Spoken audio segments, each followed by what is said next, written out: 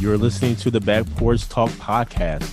Danny and Jason had many discussions and debates on the back porch while making pivotal investment moves with assets. That's right, with trading cards. They welcome you to the back porch and right into those discussions about current sports news with a fresh and unique twist. So come on and join us.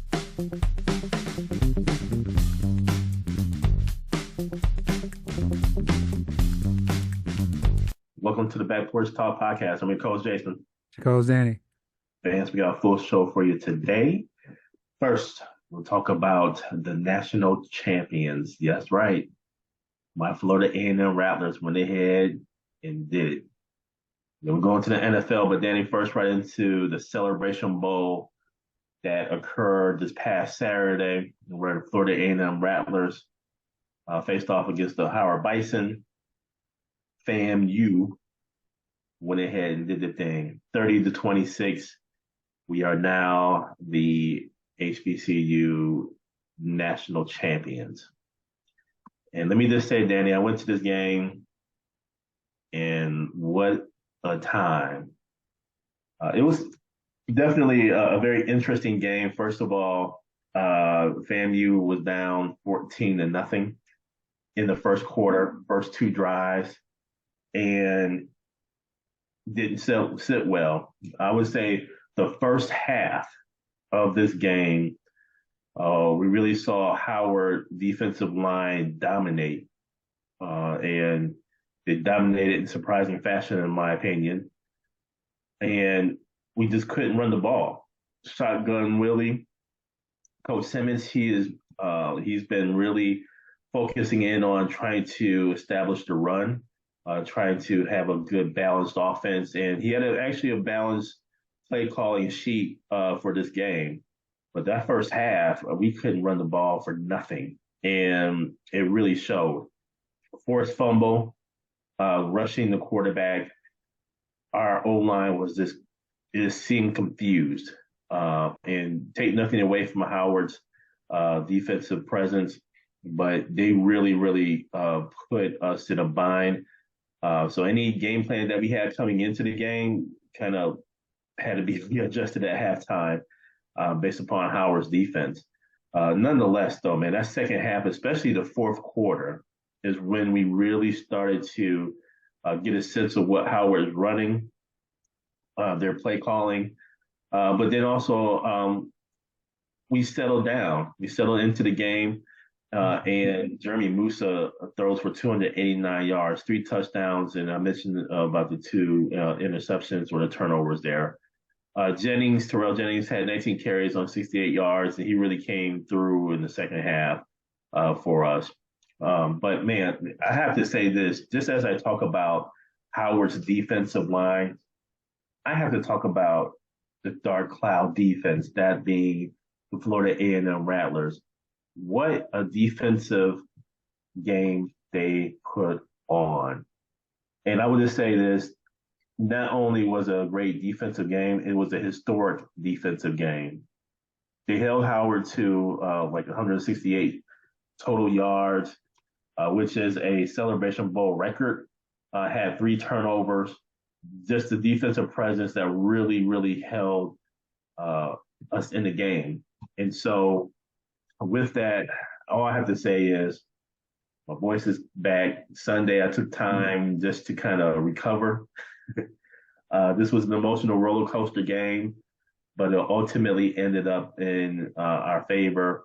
And all I have to do is say salute to the FAMU Rattlers. We did the thing. Danny, what say you about the Celebration Bowl? I was feeling for you in that first half, man. And there are some key plays in this game where Howard actually could have really put it on y'all, because you guys were trailing 14-0, and you actually fumbled the ball and recovered it for when you went in for your first score. Because if Howard recovers that ball, I don't know. It was just because of momentum.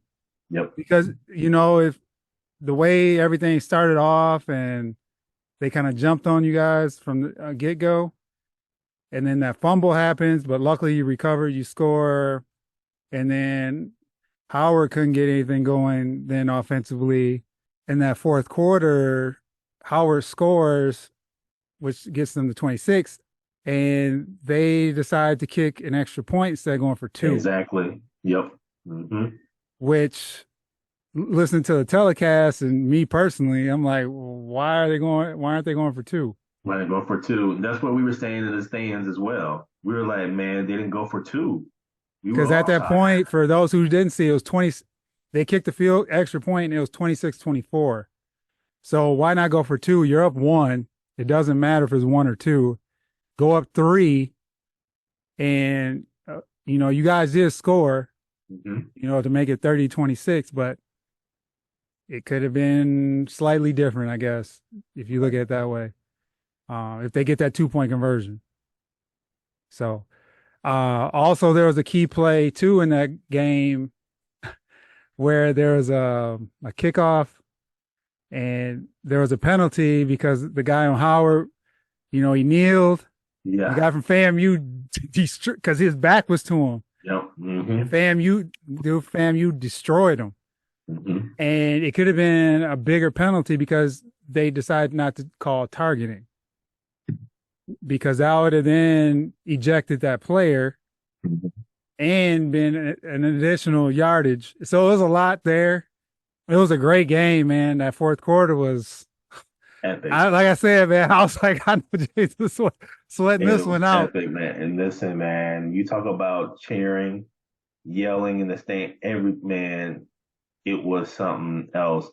To that point, though, about that penalty, I think it depends upon the angle. So now where I was sitting, I was on the side, the near side of where the Howard player actually got the ball and knelt down. Well, it didn't seem like he knelt down. When he muffed the punt or the kickoff, it really felt, okay, it was still a question. He never picked the ball up. The ball was still on the ground, and he touched it. He took the tip of the ball, put it into the ground. Exactly. So if your back is turned, nobody can see that. Yep.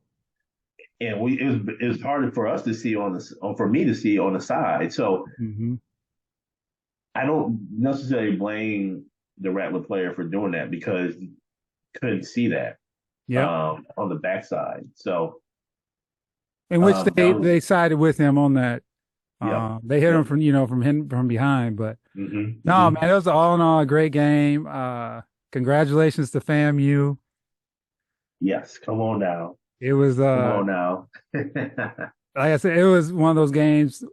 Like it just came down to the end, and Howard did have the opportunities at the end too. They just couldn't convert. Sure did.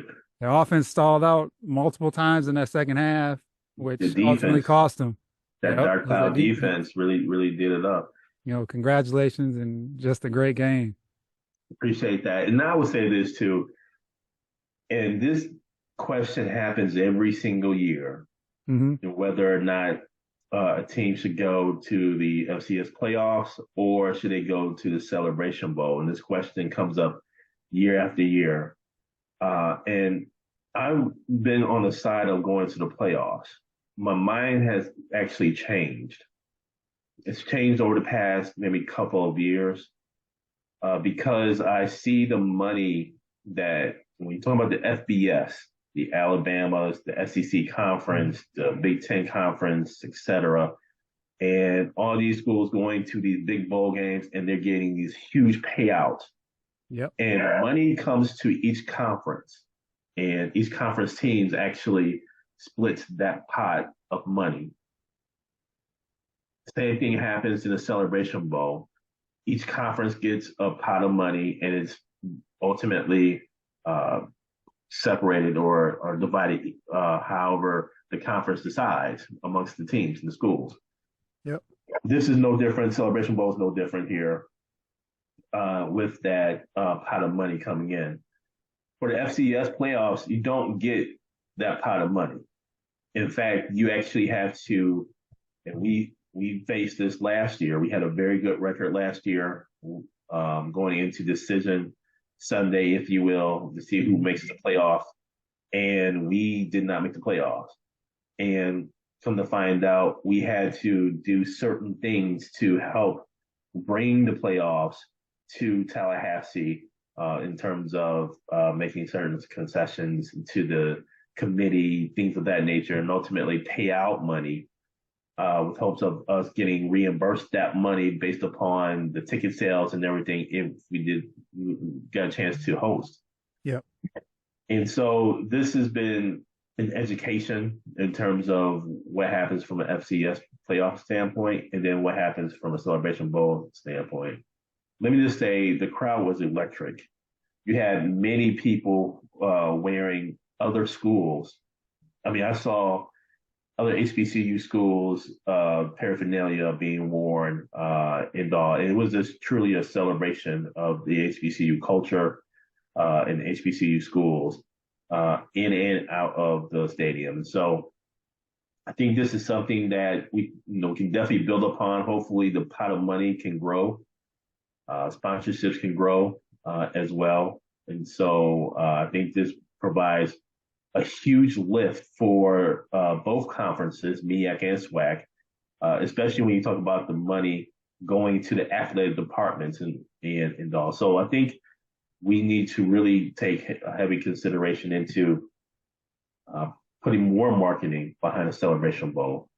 I read somewhere where about 1.51 million viewers watched this game, which is more than some of the other quote unquote big bowl games that day. So Celebration Bowl has something here, and we can definitely build upon it.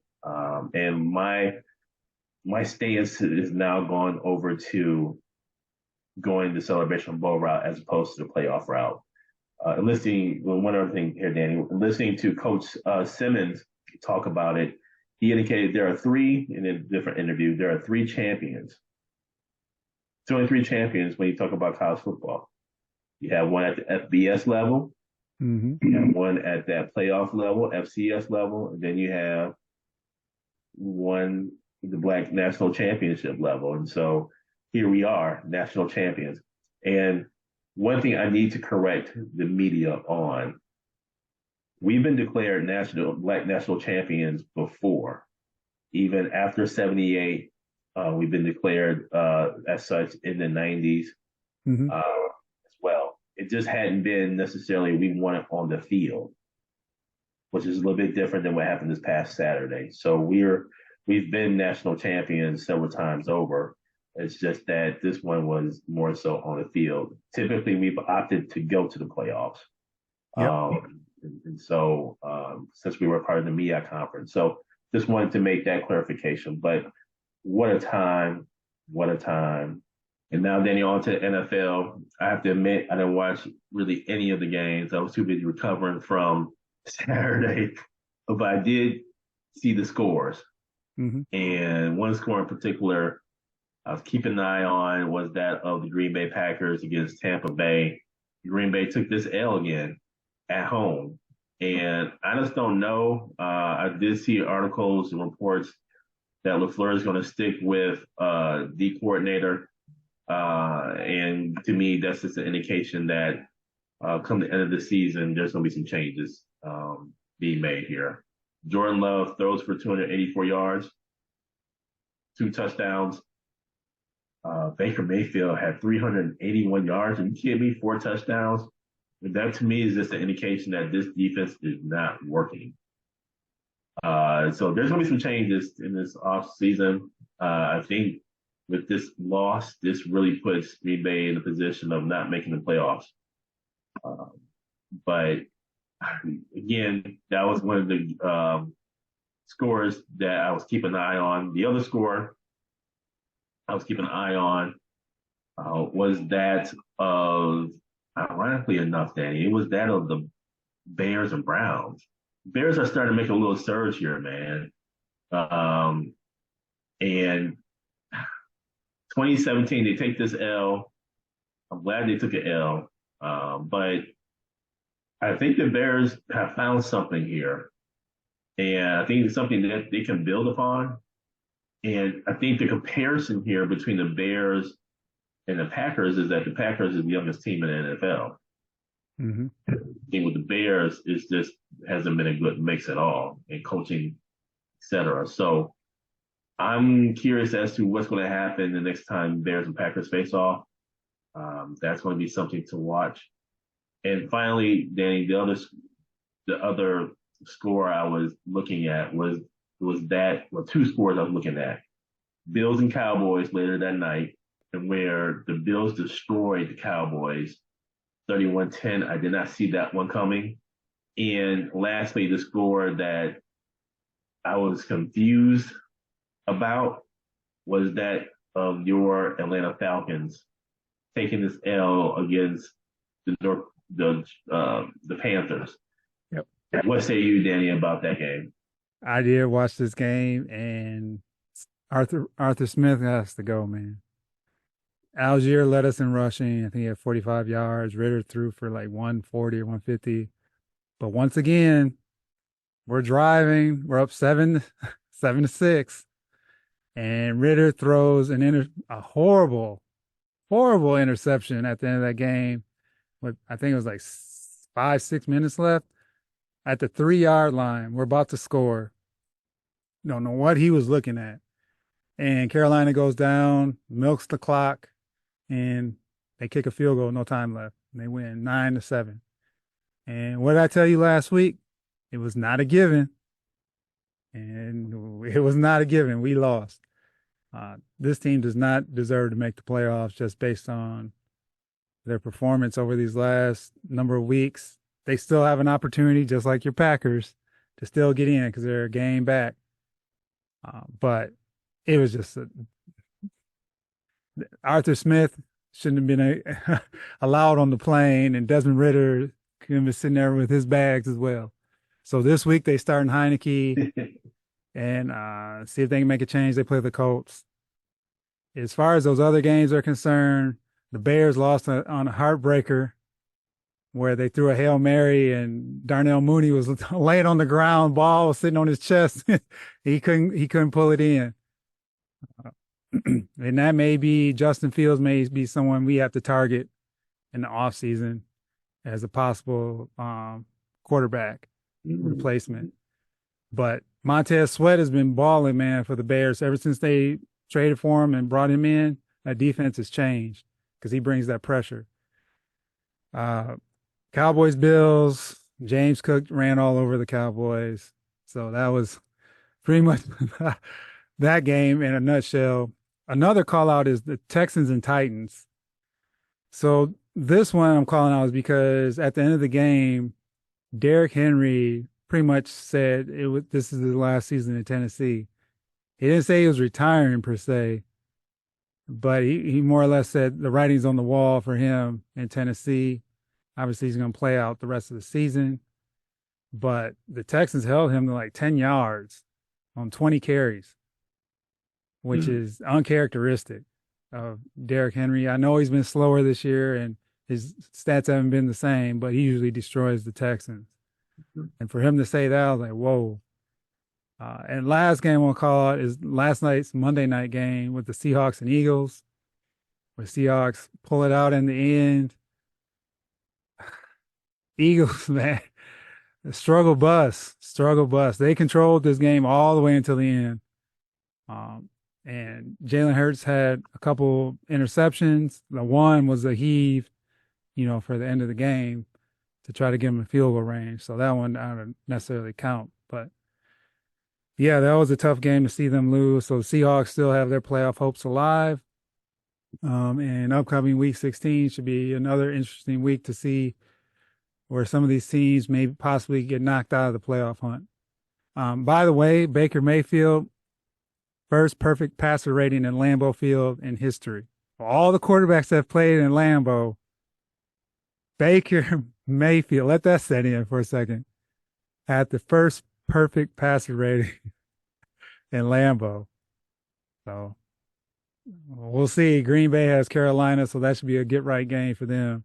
I did not see that one coming from Baker Mayfield. Thank you for joining us at That Porch Talk podcast. can also join us on Twitter by tweeting us at @back_podcast. For more information, you can go to our website, which is backporchtalkpodcast.com. You can also email us at backporchtalkpodcast@gmail.com. Again, thank you for joining us, and remember that there's enough hate in the world, so go ahead and spread a little love.